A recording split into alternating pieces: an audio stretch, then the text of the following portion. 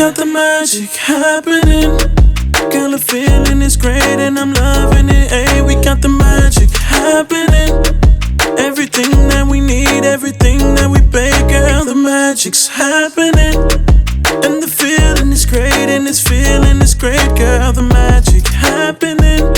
Happening, it's happening. I was out, it was Ultra Lounge, and I was really there. I was there because DJ Snack Daddy was supposed to do a fashion show for me. He was gonna DJ a fashion show. I never heard of him, I never listened to him. So I said, all right, let me go check him out. I'm in there like real low, incognito. I just grabbed me a bottle of water. I'm standing off to the side, and I'm listening to Dog, and he DJing, and out of nowhere, it's just like, is you drinking water? And I'm like, what? Like, you look like a pussy. Is you drinking water? I'm like, dog, who is this person? I turned around, and I'm like, I know who she is because my people know her, and I'm just like, man, what is you on? Like, yeah, I'm drinking water. I'm here on business. You know what I'm saying? She's like, no, you look like a pussy. Like, so after a couple of shots, shots up, and that's how I kind of started. After that, yeah, and then from there we just went from, just seeing each other speaking, and then we started doing business together. So he printed out my first. I didn't know what shirts it was at the time. Probably it wasn't Who Was Steph Crosby. I think it was like Real Talk something, or was it some Real Talk stuff? Yeah, it was some Real Talk stuff. Probably something. They were so weak, but yeah, you start printing those, and from there it just blossomed, and then it just went. Yeah. So our friendship really blossomed from business. Outside of me talking trash to him in the club, it went from, I think that is what broke the ice, and that set the foundation for our friendship, because now every time, even today, it's not right if we're not ribbing each other or talking trash to each other. He still prints for my Priority brand, even though like we gonna leave here and go print, which is unfortunate. So Sundays are print days, but we print weekly, and I think we've grown closer because I'm hands-on in the process. So I'm there with him. I'm folding shirts, I'm sorting shirts, and through that time we're just like, this is my ace cocoon. Yeah, she there. It's more a necessity. Like, if she not there, she know, like, once I'm tired, I'm gone. And then she'll be like, no, we still got to do this. So we end up finishing more. We need to get it done. We ain't leave until we done. Unless I look at him, his eyes are red, and he looked really tired. And I'm like, okay, it's over for tonight. The minute I start ribbing stuff and I start being nice, then she be like, I think you tired. It's time to go. Like, as soon as she see me, like, if my attitude or something change, it ain't usually a bad way. Just when I'm tired, I'm just like, all right, I ain't got the energy to rib her about this. I don't feel like going to hoop with her or none of that. So shit, I'm just like, all right, we gonna get it done. That's how I really started though. Besides that, like we do print, and then what I'm saying, if we get tired doing that, we go hoop a hustle real quick. And he can't even beat me while he keep bringing up hooping. Yeah, okay, well, we definitely met 15 years ago, and Shay could probably tell you this story a little better than I could, considering she was the bad guy, I was the angel. How dare her? So 15 years ago, we both have little babies, and our kids go to the same daycare. But the reality is what I didn't know is that Envy knew me from high school, but I didn't know Envy. Yeah. I went to Riverside. She had a short stay at Riverside. Like 2 months. But you know how you people, other cute girls, like I could probably be friends with her. So I seen her. I said she needs to wax that unibrow, but I knew you were gorgeous, like under the eyebrow. So fast forward to adulthood. So one day, or for weeks leading up to this day, I had been going in daycare like, who is this baby mom? So I had a son, she had a daughter, but they were only weeks apart, and I mean 2 weeks apart. Mm-hmm. But I kept looking at this baby because the baby looked like my baby, and I kept trying to figure out if my kid's daddy had a baby I didn't know about that lived in the neighborhood, kind of a situation. But every time I would go into daycare, they would say, your niece is here. Your sister just I walk out. Your sister was just here, and you know how you hear people, but you don't hear people, and you don't really want to indulge in what they talking about. So you just, cause she don't got a sister, and neither do I. I mean, I have sisters, but not like that. So we just like, who is they is what I kept thinking. On this particular day, though, I walk into daycare. I'm playing with her baby. Hey, cute little baby. Blah, blah, blah. I don't put this baby in my son's snowsuit, car seat. We drive home. I do my normal routine. I take the baby out of the car seat. The first thing I do is change the diaper. Change the diaper. Whatever. Remind you, I got a son, so I changed the pamper, and I'm like, oh snap. I pick up my phone and I'm like, oh my gosh. Hello, daycare? I got the wrong baby. They like, Miss McCullum, Randall right here. I said, I know, I just left y'all. She said, oh my God, can you please bring her baby back? She on her way. Oh my God, tired, y'all. I worked all the way on 124th and Capitol in banking. So y'all not dealt with ignorant people all day. So I pull up to the daycare. She walking in before me, y'all. My heart is beating so fast that I got this girl baby in my car seat. But she got to pick up her bigger baby. So boom, now this my cue. I run in the infant room. I undress her baby and all of this. And I put her baby back in the bed. And then she come through the door. And I stop her and I'm like, I need to tell you something, and I just took your whole baby home with me on an accident. This fool, though, she don't say nothing. This is what she do. She go, since you cute, I'm gonna let you slide. Swear to God, we've been friends since that day. We have not missed a day with each other since that very day. So, we've been friends since 07. 13 years. Okay. We met at Pearls for Teen Girls. It was a teen program. And whew, she was the more outgoing one. I was kind of like the shy. I talk, but she was like outgoing. Like she messed with me a little bit. Like got me out of my little shell. And that's where it all started. So it was about 13 years ago. We were both freshmen in high school, and we were a part of Pearls for Teen Girls. I've always been kind of like a relatively popular person. So then when I saw Eb, like she's always been very humble, like very soft-spoken. I was just like, ooh, she corny. So let me go ahead and like, you know, link up with her and pull that like fierceness out of her. So that's how it all happened. I think it was a group discussion. Like we used to have, like we would be in a circle and we would have group discussions. And I don't know like what triggered it. But I think it was just more of I was like a little standoffish and she was just kind of like she said, like, she corny. I would say like we didn't become an actual best friend unit. Yeah. I want to say until Brielle was born, which was 2014. We always looked at each other as sisters. Like yeah. in Pearls, everybody we call each other sisters. So we've been sisters. And then when I had my first, I say before Brielle because I was bragging on you and everything during like your Delta experience. Yeah. My best friend's a Delta. Hey.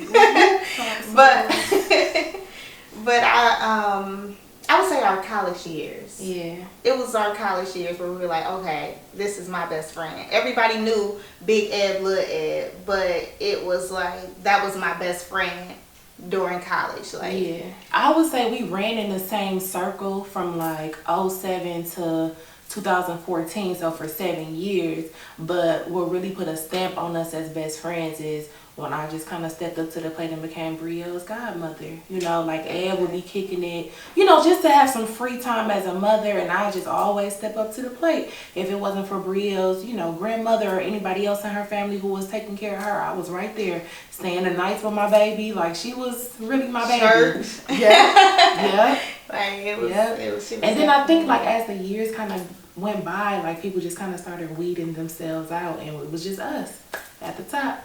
So, when I met Eddie, I was probably like 15, 16 years old when I met Eddie. I actually met Eddie through Tyson. I met Tyson probably about the same age, 15. I actually was introduced to Tyson through a girl that I was dating at the time. That was her brother or whatever. You know how that shit go. But she introduced me to Tyson, and we kind of clicked like ASAP. And like I said, from there, man, we was kicking it. Met Eddie one day. I don't know what we was doing, but we was walking around on the east side. He introduced me to Eddie, and we went. Where did we go? To Applebee's. I think we walk to the Grand or caught the bus to the Grand or something like that. I think we caught 19, bro. Yeah, I think we caught the bus to the Grand, and we went to Applebee's to watch the dunk contest. And shit, that was when I met Eddie, man. It was lit. It was cracking. I would say when I met Marcus, it was the same day. Obviously during the dunk contest. I don't remember the age, but yeah, I met Tyson in middle school, and we were like 6th, 7th grade. We had a lot of BS going on. We ran our little gang, BFL, you know, and then we kind of clicked from there, you know. And He used to walk me home from school because I was scared on the east side. So if I missed the bus, bro, I'll take you to the crib, bro. Just walk with me. So, you know. right. And then it kind of went from there. But yeah, then Marcus. But you know, one thing with Marcus, because you know we met that time, and then it was a span where we didn't see each other for a while. Yeah. After high school, we seen each other at Pick a Save. I remember it was either tacos or nachos. It was tacos. Yeah, I seen them walking through Pick a Save. We called each other's numbers, and from there it was on. We were grown at that, not grown, but out of high school, and yeah, it was cracking since then. Yeah. Well, y'all know when we met because they just told y'all. So we've been brothers since day one. Me and Mark, like he said, we met through a young lady, and he was at Marquette, and he was going to transfer to Riverside. And at the time, I was kind of smart, so I had the AP classes. So we had, what was that, chemistry? Yeah. We had chemistry together. And I would cheat off of his work because he would like look out for me like, bro, I got you, you know what I'm saying? And then we just kind of went from there. Bro, then, man, everything else was a wrap. Like we connected on music. He loved music. I told him he should have been a DJ, but he didn't take it serious. But just like music, I'm a gambler. He ain't really gamble. But Marcus, I feel like we kind of like, we ain't really the ones that's gonna get out here and just be fighting and acting a fool. However, we can go there. Like, you remember that time at the game? Mm-hmm. And you snatched dude up and it was like, I know you ain't getting bucked. You know what I'm saying? Like we'd go there if need be. But like Eddie, I feel like Eddie is more so, even though he laid back, he'll two-piece you real quick. You know what I'm saying? With no hesitation, where we kind of gonna be like, no, bro, like, let's just wait a second. Let's try to figure it out. Let's be peaceful. But Eddie, I think we connected. One, we was both off the east side. He was more east than I was at the time. He was like true east, and I was just like living on the east side. But he just kind of, we took each other in. He took me in. His family, they took me in. I can go over there and get some rice, and I don't know what the little pocket things was called, but Pocket things. yeah, little pocket. Hooligans, nigga. Yeah, there you go. Like, and then you know, he used to come by the crib, but we used to just chop it up about, you know, I tried to play basketball. Eddie could hoop. He was on the team. You know what I'm saying? And he would at least pass me the ball sometimes. You know, middle school, and then high school, we just kind of kept it going. We all went to Riverside for a second. Then Eddie, you know, he just left us. And then after that, it was over. But that's pretty much what kind of drew me to them. Like, they was good dudes. And I think I grew up in church. My mom used to tell me about watching who I kick it with, but I seen something in them that made me be like, yo, these can be my friends forever. You know what I'm saying? And so I just kind of rock with them just because, like, these was the guys that I caught. And I was just like, hey, we gonna rock it out, and we did, so. So after the whole daycare situation, I really believe that we connected on just a parent level first, right? Because I was a single parent at the time. I had just broke up with my daughter's dad, and she was still in a relationship, but it wasn't quite what it was supposed to be. So I think it was just one mother looking to another mother like, hey, whoo, girl, save me. Like, I need some friendship. I need to be out of this relationship. I'm going through this or I'm going through that. And then plus you cute, I'm cute, our kids is the same age. Like, hey girl, what up? And I think we really did vibe. It sounds so cliche. I really think we vibed because we was pretty. And that's the honest to God truth. Like, I don't even know how to tell you that, because sometimes people just don't know how to deal with you when you have a certain level of confidence. Mm-hmm. It offends people. People get jealous because your self-esteem isn't low, and I just never got that from her. To be honest, during my troubled relationship, because I was still in one, Envy was like my breath of fresh air. She was everything that I wanted to do. Like, people think we're the same, but we're really different. She was promoting then, so she had, what was your events that used to, you had? Hundreds of events. So the promoter was Envy back in those days or whatever. You had the Onyx, you had Conglomerate, you had every club. International. I was doing a lot at the time. Right. So all of that, just her lively spirit, being fun, being cute, being out living her life while I'm at home with an ungrateful whole man. And I'm like, why your hair in a ponytail, dude, y'all? Trying to be a stay-at-home mom. Her hair was to her waist, and she kept a ponytail in the back with it all wrapped up. And I remember one day she took it down, and it was whoosh. And I was like, why are you always in sweatpants and your hair tied up? And I really was. And she really started to, she don't know it, but she really did start to build up my self-esteem that was taken away from me from that toxic relationship. Because it was you always telling me, you're so pretty, let your hair down. Like, you got a nice body under them sweatpants. But y'all, I still got these sweatpants.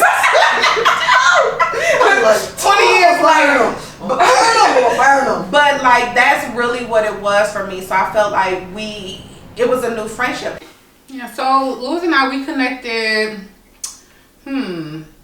So of course it went from talking trash to business, but deeper than that, I think it was just like that respect that we had, and not just because he's sitting here and just getting real talk. Like, Louis is a real stand-up guy. Like, I do have a lot of respect for him. I never told him this, but I have like so much respect for him, just how he like loves his wife, how he treats his family, how he takes care of everyone around him. He gets things done. So because I have respect for him, and I would like to think that he had a mutual level of respect there. I do. Okay. No, but and I think that because of that, like, instantly, once we start doing business, I was damn near day 2. Was like, so Louis, let me tell you about this one guy. This is and broke it down, and like just having that male perspective was just and because I respected him, I respected his point of view. And I think that, that kind of opened the door, and we continue to, just vibed and bonded on just having a really good perspective from the opposite sex. I think it was cool. I mean, it was being able to have good conversation with somebody who will give you, like she said, and a perspective from the opposite sex. Until she complimented me, I was probably going to say, like, we the same height almost, we play the same position in basketball, so that was pretty cool. But no, I think it was that. I mean, the stuff that she was doing when I met Steph, and the movement that she was doing with the real talk and everything. Excuse me. All my people was involved in this stuff. So as Rachel's going to do like real talks, or Nadia or Drea or somebody is going to do these real talks, or going to listen to real talks, or just be included in a crowd or something, and I was just listening to what they were saying about her, and I'm like, okay, she's a real stand-up guy. So I was like, you know what I'm saying, she cool. But then after talking to her, it's just always real unbiased, like cool conversation that we can have, that I know it ain't gonna be a person who really gonna be on no BS, to be 100. So she'll be 100 with me when I do or I don't like it, and that's the type of people I keep around me. So how I connected with these cats. Like I say, Tyson. I met Tyson through a chick, but by the time I got to Riverside, me and the chick wasn't together no more, and I was a little salty about it. But I remember sitting and talking to Tyson in chemistry class, and you know Tyson's supposed to be like her bro or whatever, and I'm telling him what's up, and Tyson looked at me. He was like, "Man, fuck her. All these chicks at this school, man, fuck her." And you know what I'm saying? After that, I was like, "Man, you right." You know what I'm saying? And me and him just kind of clicked, like from that point on. You know what I mean? Like he was on the same thing as me as far as just like grinding or whatever. I got my first job with this cat at Jewel Lasco, you know what I mean? On my life. And I wasn't even gonna apply for the job until he went. He was the one that actually was like, "Man, they hiring at Jewel. We need to go to Jewel. We need to go to Jewel." And you know, I went, and that was my first job. And he got cashier before me. I did. I got bumped up before him. I took that shit serious. I still take it serious. But so yeah, that was how me and Tyson connected. Me and Eddie, how we connected, like how I knew, like, man, this dude, he don't tolerate nothing. He ain't scared to speak his piece. You know what I mean? And that's just people that I like being around because I know they're gonna be honest and genuine at all times. You know, so that same day we met, like I said, we went to Applebee's to watch the dunk contest.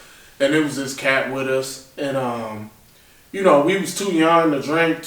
We wasn't thinking about smoking or nothing like that. But this cat was straight hyper, man. We sitting there trying to watch the dunk contest. He would keep talking to Eddie, and Eddie like, "Look, motherfucker, I'm trying to watch the dunk contest, man. Shut your ass up." And you know, that motherfucker shut up. And I sat there like, damn. I sat there like, damn. You know what I mean? Like, dude, don't play. And, you know, I just respected him from that point. You know what I mean? But, like you say, when we relinked or whatever, because of that time, because of that one good day that we had, like, it was all love. And it stayed that way going forward, you know? But with Marcus, I remember coming to his house like a couple days later after seeing him at Pick and Save, and I don't know if I stated, but you know, we started smoking weed. You know, I don't remember. I was always a little pothead, you know, growing up. You know, so I'll be honest. You know, no shame in my game, but I brought some over, and we was always just chop it up, and he was real similar to me at that point, you know, just laid back as hell, like Tyson said, music, we clicked, and he was a funny dude, he was funny as hell, and, you know, you had that friendship, him and I were, you ain't really had to say much, you just look at him like, motherfuckers just start laughing. People used to be irritated as ever at us. What the hell y'all laughing at? Don't worry about it. But you know, it was just cool like that. It's been the same thing, riding together, smoking, out here in these streets. I don't do that shit no more. No, we all grown. That was just at a young point in our life, but we've all matured and whatnot. But I remember being in the Black Explorer, you know, always kicking it. You had 10 on the front window. No, I didn't. No. You just made that up. But yeah, I was out here beating. But you know, ever since then, but and it's still the same way, just laid back as hell, we cool. We don't all kick it, you know, day and night every day, but it's still there. Right. Hey, can I throw this in?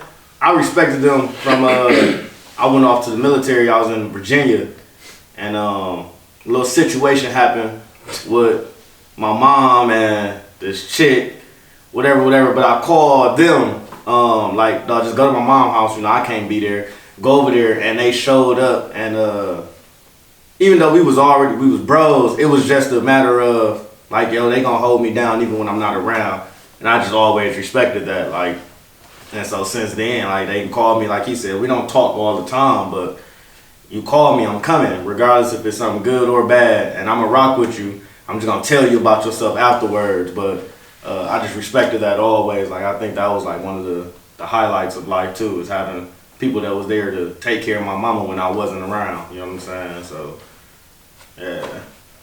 I say it was her being my backbone. Everybody know, well, like, I'm very transparent when it comes to my upbringing. Like, I tell you my struggles, you know, it made me who I am today, a great woman.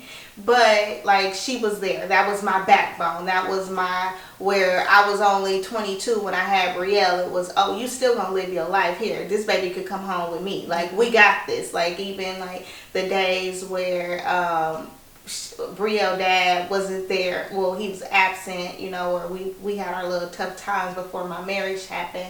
It was like Eb was there. Like, Eb was there. And then Eb ended up staying with me. Like, we ended up moving in together. And it was just, she was always there. Like, she comes from a solid home. Like, she comes from a mom with a grandma, you know, things that I didn't really have. Like, I didn't have that. So it was always, I was always there with her or with her family.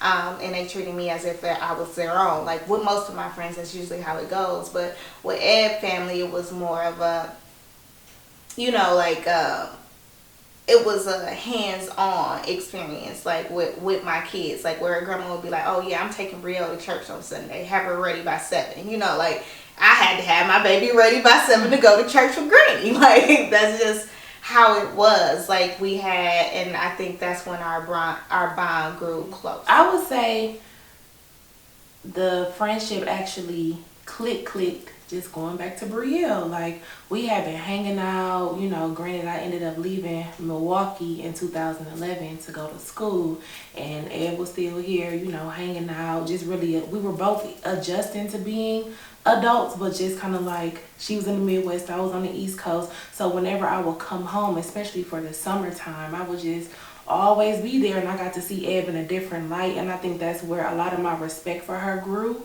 because since 07, so from 07 to 14, I knew her story. I knew her struggle, her upbringing, you know, the details of her childhood. But I had never really gotten the luxury of seeing it, like how strong she is being played out in action. So when I saw how phenomenal of a mother she was, when I saw her still working at the bank, having her own place, driving this nice car, and still, you know, being humble, it just really made it click for me. Like, yeah, this is my nigga. Like, I got a lot to learn from her, and I feel like she's good company, you know? So I would say probably 2014 is when it really clicked, when it solidified that, oh, we ain't going nowhere. We in this till the wheels fall off. And if they do, we just gonna be on foot. I don't think I ever dwelled on it like that. I never had an aha moment that this was more than just like a kicking it situation. I think I knew instantly from the things that we shared with each other.